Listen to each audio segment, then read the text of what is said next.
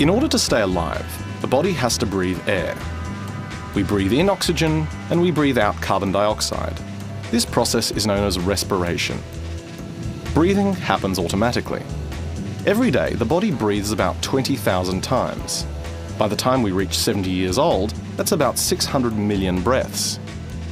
All of this breathing occurs because of the respiratory system, which includes the nose, throat, voice box, windpipe, and lungs. At the top of the respiratory system, the nostrils bring air into the nose, where it's filtered, warmed, and moistened. Tiny hairs called cilia protect the nasal passageways and other parts of the respiratory tract and filter out dust and other particles that enter the nose through the breathed air. Air can also be breathed in through the mouth. The two airways of the nose and mouth meet up at the pharynx, which is located at the back of the throat. The pharynx carries both food and air and is used for digestion and respiration. One path is for food. This is called the esophagus, which leads on to the stomach. The other side is for air. It's called the trachea. A small flap of tissue, called the epiglottis, covers the air-only passage when we swallow. This stops food and liquid from going into the lungs. The larynx, or voice box, is located at the top of the trachea, the air-only pipe. This is where our vocal cords are. The trachea, or windpipe, which is a 2 to 3 centimetre tube, then extends downwards from the bottom of the larynx for about 12 centimetres. The walls of the windpipe are made strong by stiff rings of cartilage that keep it open. The trachea is also lined with tiny hairs. They sweep foreign particles and fluids out of the airway, keeping them from entering the lungs. The windpipe divides into 2 branches, and each one of these enters one of the 2 lungs of the body.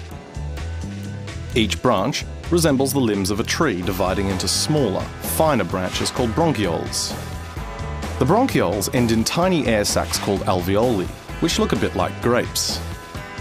These structures enable fresh air to get to the air sacs, which are surrounded by tiny blood vessels or capillaries.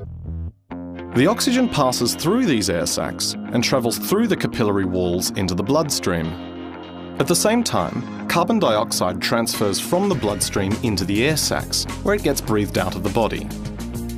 When we exercise, the body needs more oxygen to feed the muscles as they work harder. The body responds by breathing more quickly and deeply. As the cells of the muscles use up more oxygen, the lungs have to work harder to keep up the supply. The respiratory system then speeds up to supply the body with much needed oxygen, and also to get rid of the carbon dioxide waste in the system. Over time, exercising also helps our chest cavity to get bigger, which enables the body to increase the amount of air it takes in. More capillaries form around the air sacs, so the body gets better at swapping oxygen and carbon dioxide gases. We can see how the body's respiratory system helps the body to move about, and is influenced by regular and ongoing physical activity as well.